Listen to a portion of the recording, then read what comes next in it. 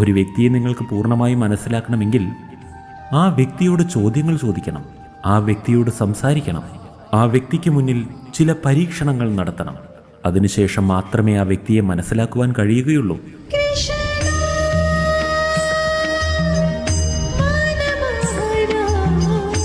എന്നാൽ നിങ്ങൾ ഇത്തരത്തിൽ ചോദ്യങ്ങൾ ചോദിച്ചാലും സംസാരിച്ചാലും പരീക്ഷണങ്ങൾ നടത്തിയാലും ഒരു വ്യക്തിയുടെ മനസ്സിൽ എന്താണെന്നുള്ളത് മനസ്സിലാക്കുവാൻ നിങ്ങൾക്ക് കഴിവില്ല എങ്കിൽ ഈ പരിശ്രമങ്ങളും വ്യർത്ഥം തന്നെയാണ്.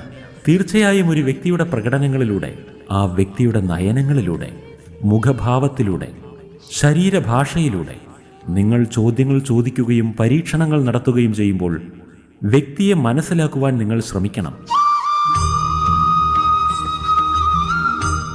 അഥവാ ഈ കാര്യത്തിൽ നിങ്ങൾ പരാജിതരാണെങ്കിൽ നിങ്ങൾ പലരിൽ നിന്നും വഞ്ചനകൾ ഏറ്റുവാങ്ങേണ്ടതായി വരും. അതിനാൽ മനുഷ്യരെ മനസ്സിലാക്കുവാനുള്ള ഈ കല ആദ്യം നിങ്ങൾ പഠിക്കും.